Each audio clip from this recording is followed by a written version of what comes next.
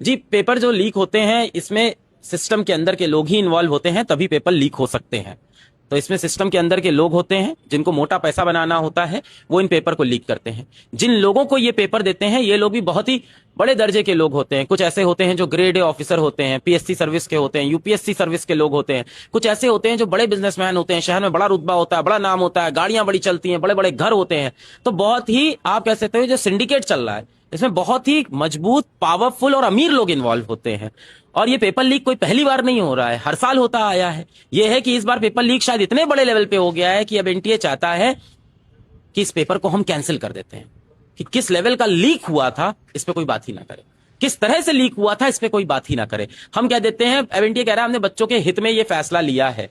भाई आपने बच्चों के हित में कैसे फैसला लिया है? हित तो ये था कि ये पेपर जीरो एरर के साथ होना चाहिए, जैसा कि आपने अपने ट्विटर हैंडल पर लिखा था कि जीरो एरर के साथ ये पेपर हम कंडक्ट करेंगे। बच्चा जब सेंटर पहुंचता है ना तो बच्चे से क्या बोलते हैं कि तुम मोटा जैकेट नहीं पहनोगे, जैकेट में जेब नहीं होना चाहिए, तुम जूता नहीं पहनोगे, प्लास्टिक की बॉन्डर अंदर लेके जाओगे, ट्रांसपेरेंट होनी चाहिए, हाथ में तुम घड़ी नहीं पहनोगे, लोअर पहनोगे। इतने ड्रामे हैं बच्चे के ऊपर। तो आप बच्चे को तो ऐसे देख रहे हो जैसे बच्चा क्रिमिनल हो, क्रिमिनल सिस्टम के अंदर बैठे हैं, उनके ऊपर आप जांच नहीं कर रहे हो। अभी भी देखिए कोई कड़ी सजा होगी नहीं। हर साल पेपर लीक के मुद्दे होते हैं, आज तक मैंने एक इंसान नहीं सुना जो पेपर लीक के लिए 10 साल जेल में बंद हो। Why don't we treat them as terrorist?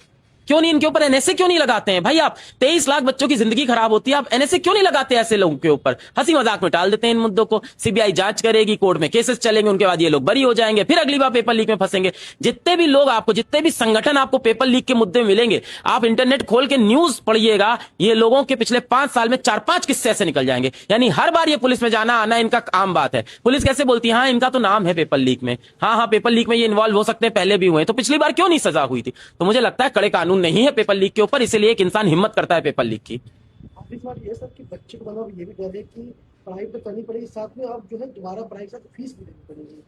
नहीं, अभी एनटीए ने बयान तो दे दिया है कि फीस नहीं लगेगी, फॉर्म का फीस नहीं लगेगा और हम फॉर्म का फीस नहीं लेंगे।